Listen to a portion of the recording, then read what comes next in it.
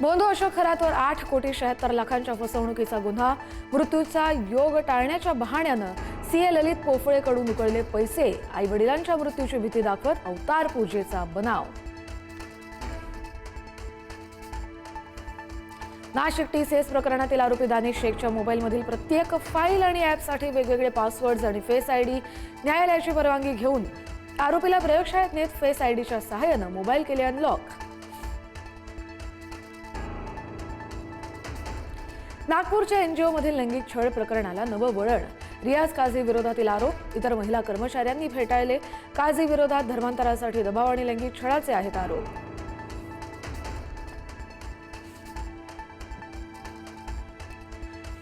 बोंधू महेश काकडेला 29 एप्रिलपर्यंत 5 दिवसांची पोलीस कोठडी. दैवी शक्तीच्या नावाखाली महिलेचं लैंगिक शोषण केल्याचा आरोप. बलात्कार आणि जादूटोणा विरोधी कायद्याअंतर्गत गुन्हा दाखल. सरकारी, निमसरकारी, शिक्षक, शिक्षकेतर कर्मचाऱ्यांचा संप स्थगित. पुढील 15 दिवसात मागण्यांची अधिसूचना काढून देण्याचं लेखी आश्वासन दिल्यानं संप मागे.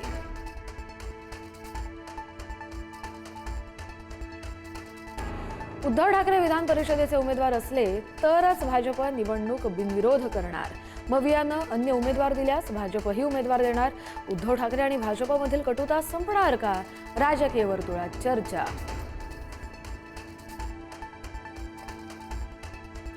छत्रपती शिवाजी महाराज युद्ध करताना थकले, रामदास स्वामींकडे राजपाट दिला.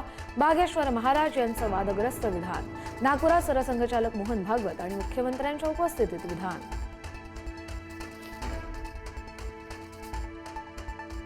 म्हाडाच्या मुंबई लॉटरीत घरांचे दर 1.5-2 कोटींपर्यंत. परवडणाऱ्या घरांची संकल्पनाच धुसर. अत्यल्प गटासाठी फक्त 145 घरं. बिल्डरांच्या हितासाठी घरांचे दर फुगवल्याचा आरोप.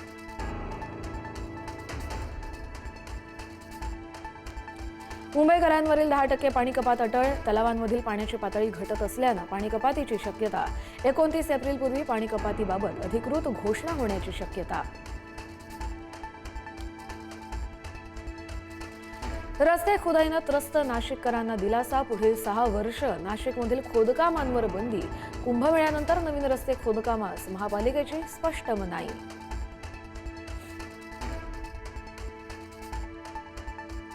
ठाणे तहसीलदार कार्यालयातील मामलेदार मिसळपाव बंद. 75 वर्षांपासून सुरू असलेल्या मामलेदार मिसळचं बांधकाम रस्ता रुंदीकरणाच्या कामासाठी पाडलं. एकनाथ शिंदे, राज ठाकरे यांच्यासह अनेक नेत्यांचं होतं आवडीचं ठिकाण.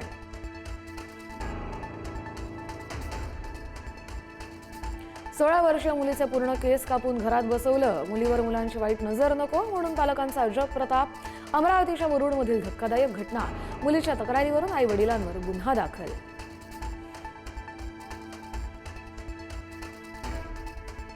पाण्याचा कॅन भरायला गेलेल्या बाप लेकाचा एसटी बसच्या चाकाखाली आल्यानं दुर्दैवी मृत्यू. भंडारा शहरातील एसटी डेपोमधली दुर्दैवी घटना.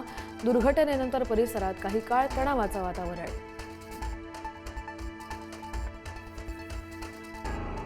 आपच्या 7 खासदारांच्या गटाचं भाजप संसदीय पक्षात विलिनीकरण होण्याची शक्यता.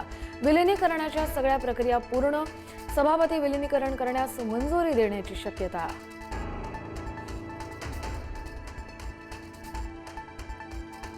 पंतप्रधान मोदी आणि डोनाल्ड ट्रम्प यांच्यात जूनमध्ये भेट होण्याची शक्यता. G7 परिषदेच्या वेळेस दोन्ही नेत्यांची भेट होण्याचा अंदाज.